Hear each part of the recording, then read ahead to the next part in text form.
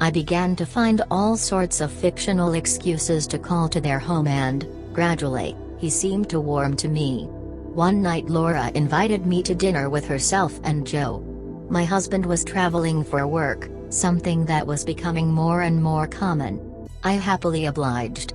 Later that evening, I finally found myself alone with Joe. Laura, having had too much to drink, had excused herself and wandered up the stairs to bed. In one life-changing moment, the atmosphere became electric, and within seconds we found ourselves wrapped around each other in the most passionate kiss I had ever experienced. When I eventually left to return home, he came with me to spend the night. That was the beginning of the end. Our year-long affair began that night, and as it progressed, my interest in my marriage regressed. I was completely committed to my new love, who had captivated both my mind and my body.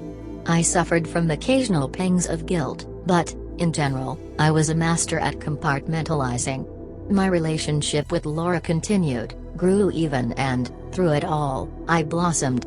Joe, however, was not doing as well. He was a faithful man by nature, and our situation distressed him greatly. He struggled with the deceit and the guilt and tried on numerous occasions to end it. He always came back. The end of the affair tore my family apart.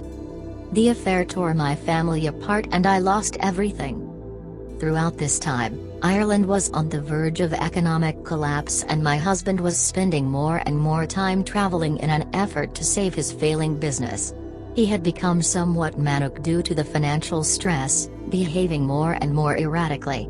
I used the opportunity to indulge myself even more in my new favorite hobby, thinking little of the consequences that might result. I was drunk on love, and, as far as I was concerned, that trumped everything else. 1 year and 1 month after our affair began, everything came crashing down when the guilt became too much for Joe to bear. He confessed to Laura about his indiscretion.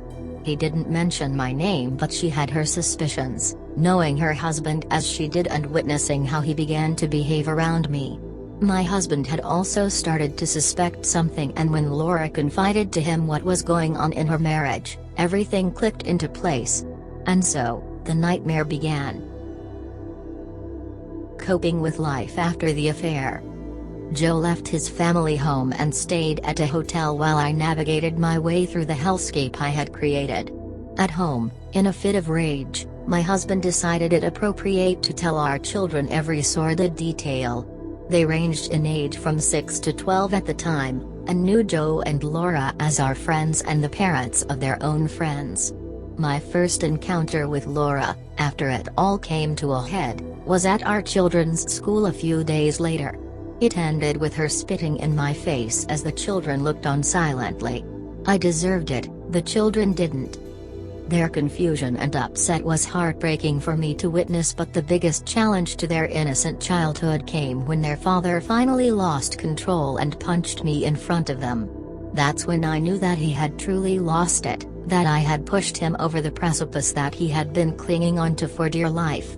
Nothing excused his lashing out at me, but I knew deep down that the man I had married would never have considered such an act. The stress of the economic meltdown had put him under such intense pressure that when he found out about my betrayal, it was more than his mind could handle. The worst part was, I didn't beg for forgiveness. I didn't promise to end it, and I didn't ask him to stay. In many ways, I was relieved. I could finally stop living a lie. He left a few days after that, returning to the Middle East where he had been trying to cultivate some work. We never saw him again. He abandoned his business, his life and his children. Suddenly life became all too real. I found myself without money, security, and abandoned by many that I had considered friends. I lost everything. I was the fallen woman in our neighborhood, and the gossips delighted in it. Sidelong glances became the norm, and the kids learned to live with the whispers about their mother. We struggled, but we managed. A few years later, my youngest son picked up the telephone in our home as we were packing up our belongings to leave. The house was being repossessed by the bank as my husband had fled with all of our savings.